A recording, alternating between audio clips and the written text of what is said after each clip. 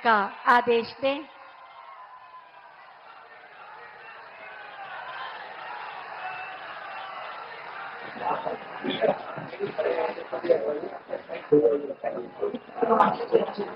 Ghazipur तड़ीधार railway की बड़ी line का शुभारंभ। गाजीपुर दिलदार ट्रेन अपने गंतव्य की ओर रवाना। माननीय प्रधानमंत्री महोदय के आशीर्वाद के साथ हरी झंडी का इशारा पाते हुए जोरदार तालियां इस नई शुरुआत के लिए।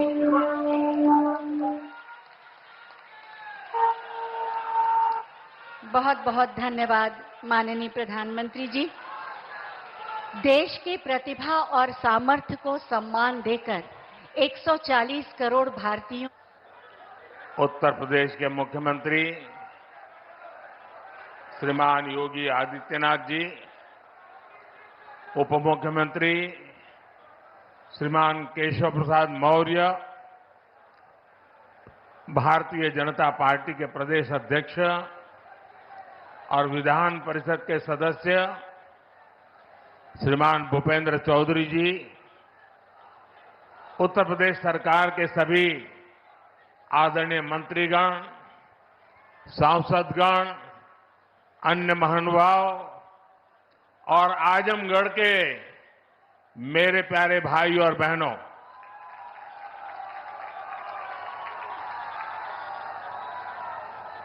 आज आजमगढ़ का सितारा चमक रहा है।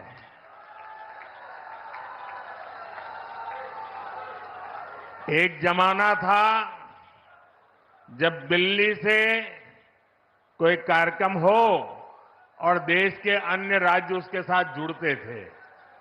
आज आजमगढ़ में कार्यक्रम हो रहा है और देश के अलग अलग कोने से हजारों लोग हमारे साथ जुड़े हुए हैं। जो हजारों लोग जुड़े हैं, मैं उन सब का भी स्वागत करता हूं, अभिनंदन करता हूं। साथियों, आज केवल आजमगढ़ी नहीं बल्कि पूरे देश के विकास के लिए कई विकास परियोजनाओं का यहां से शुभारंभ हो रहा है।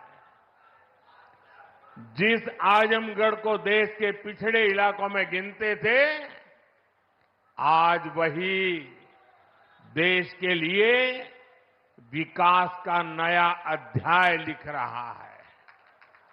आज आजमगढ़ से कई राज्यों में करीब 34,000 करोड़ रुपए के प्रोजेक्ट्स, उसका लोकार्पण और शिलान्यास हुआ है।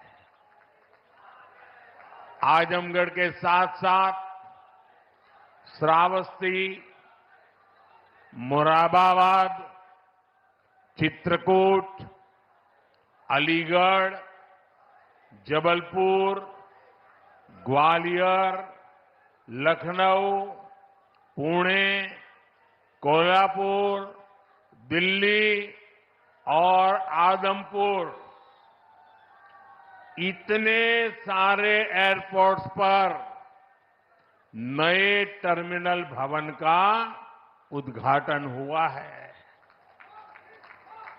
और इन टर्मिनल्स के लिए कितनी तेजी से काम हुआ है, इसका एक उदाहरण ग्वालियर का विजया राजे सिंधिया एयरपोर्ट भी है। ये एयरपोर्ट सिर्फ 16 महीने की अवधि में बनकर तैयार हो गया है।